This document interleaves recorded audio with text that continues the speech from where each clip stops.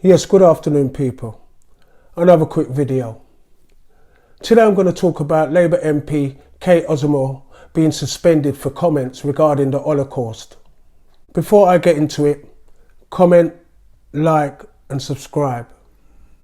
The Labour Party has suspended MP for Edmonton Kate Osamor for saying Gaza should be remembered as a genocide on Holocaust Memorial Day.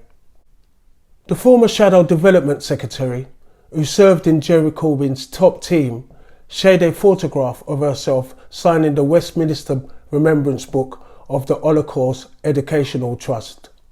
She also wrote that there was an international duty to remember the victims of the Holocaust, as well as more recent genocides in Cambodia, Rwanda, Bosnia and now Gaza. She later apologised via X, formerly Twitter, saying, "Holocaust Memorial Day is a day to remember the 6 million Jews killed in the Holocaust and the genocides that have occurred since. I apologise for any offence caused by my reference to the ongoing humanitarian disaster in Gaza as a part of that period of remembrance." What was she apologising for? What did she say that led to her suspension? Was it for referencing Gaza concerning genocide and the Holocaust? This comes after the ICJ said it's plausible that genocide is taking place in Gaza. Is Keir Starmer's refusal to agree to a ceasefire related to the fact that 40% of Labour's shadow cabinet has received donations from pro-Israel groups? According to an investigation by Declassified UK, 13 of the 31 members of Labour's shadow cabinet have received donations from prominent pro-Israel lobby group or individual funder. Donations have been received by Labour leader Sir Kier Starmer, his deputy Angela Rayner, Shadow Foreign Secretary David Lammy and Shadow International Development Minister Lisa Nandy. Momentum, the pressure group on the left of Labour, said it was an outrageous decision to suspend Kate Osamor that further damages Labour's reputation for anti-racism under Keir Starmer and should be immediately reversed. From the start of the hostilities, Keir Starmer has said Israel has the right to defend itself, but has recently called for a sustainable ceasefire. He also hit out at intolerable casualties. This comes after previously saying Israel has the right to cut off electricity, water and food to the people of Gaza. Just another case of Keir Starmer flip-flopping something that he's renowned for. It's too little, too late. His position has caused tensions within the Labour Party.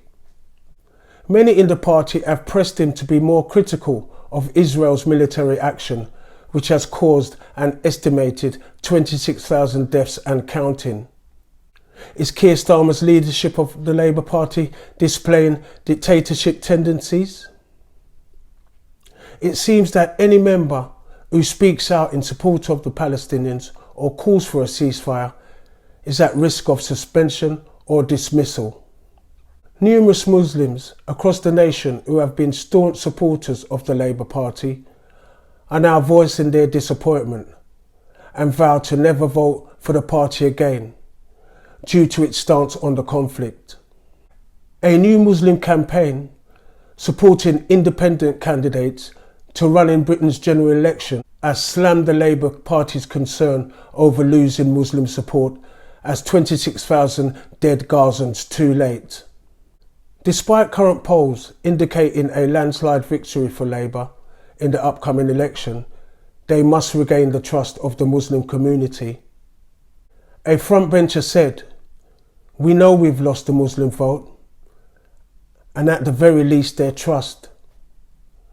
The Muslim community is no longer a safe voter base for us because of how we initially responded to the war. So we're just focused on damage control. We all know it." Angela Rayner, who I believe would make a stronger leader than Keir Starmer, was giving a speech at a fundraising event in Southport. She has consistently championed the needs of the people. I have always admired her. However, during her speech she was interrupted by a Palestinian protester who had tragically lost his entire family in the conflict. Despite security escorting the protester out, the disruption continued as another woman in the back of the hall began heckling Reyna, questioning her feminist values. She was then jeered by several shouting activists. Angela Reyna's silence since the conflict began has been deafening. It is evident that they are all solely concerned with their own interests, as speaking out could potentially jeopardize their careers.